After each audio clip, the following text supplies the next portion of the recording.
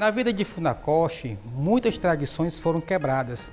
E uma que vocês vão agora escutar um pouco é sobre o birote, né? Que é um corte masculino da sua época, que era aquele corte onde tinha um coque, né?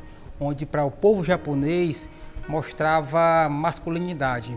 Então o Funakoshi começa a incutir essa questão do ter mãos vazias e não com um caractere chinês.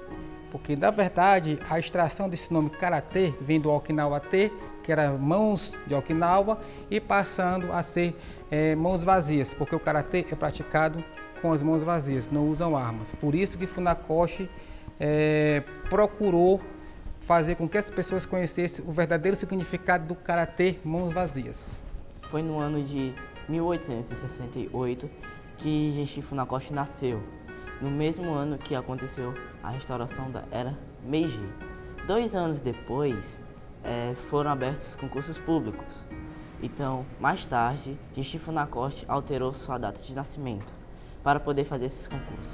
Genshi Funakoshi fez o seu concurso para medicina, só que infelizmente ele não conseguiu passar. Depois de alguns meses, abriu vaga para fazer concurso de auxiliar de professor. Já nesse, ele conseguiu passar. Nessa escola, onde Genshi Funakoshi foi se auxiliar, não permitia de nenhuma forma o birote. Então, ele teve que cortar. Assim que ele cortou, sua família deu as costas para ele porque ele tinha quebrado várias honras e tradições da sua família.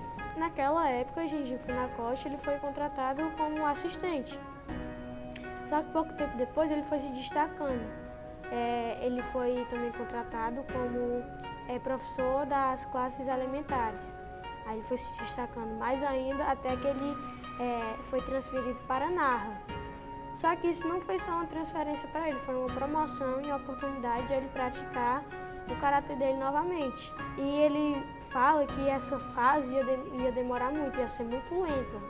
Então o diretor da escola, ele teve uma ideia de transferir ele novamente, só que ele recusou em particularmente.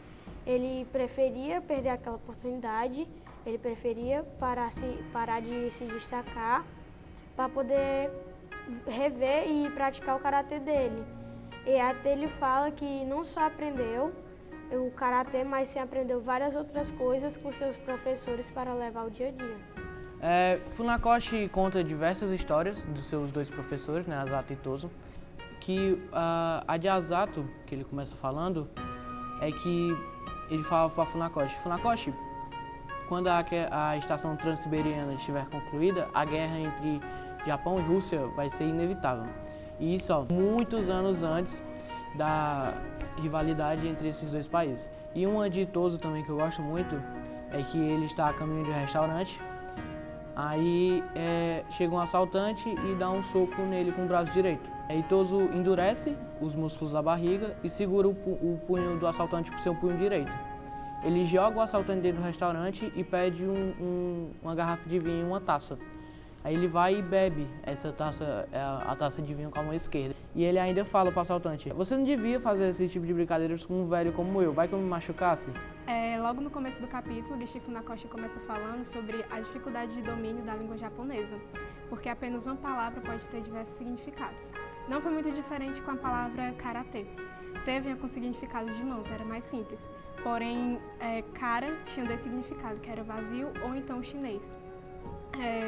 De princípio, dentro da ilha de Okinawa, era mais comum ser usado mãos chinesas como tradução da palavra karatê. Porém, dele ir até de Okinawa para Tóquio, ele conseguiu mudar isso lá numa universidade que tinha por lá. Dentro da ilha também era usada a palavra karatê, mas mais de costume ainda era se usada a palavra te, que significa mãos, ou então bushi no te, que significa mãos de guerreiro. Qualquer praticante da arte te dominava a arte bushi no te, era dito lá dentro da ilha. Então, como eu disse, dele ter chegado de Okinawa até a Tóquio, ele teve a oportunidade de mudar a tradução da palavra karatê, que antes era como dito mãos chinesas. Quando ele chegou em Tóquio, a Universidade Keio tinha organizado um grupo de pesquisas e era sobre o karatê. Então, nesse momento, o Genshi Funakoshi viu a oportunidade de mudar a tradução da palavra karatê. Era de costume se utilizar o termo te ou bushi no te, que significa mãos de guerreiro. Mas Genshi Funakoshi disse que o ideal era definitivamente usar o termo karatê, pois significa arte das mãos vazias. E o karatê é uma arte no qual não se usam armas, apenas pés e mãos desguarnecidos.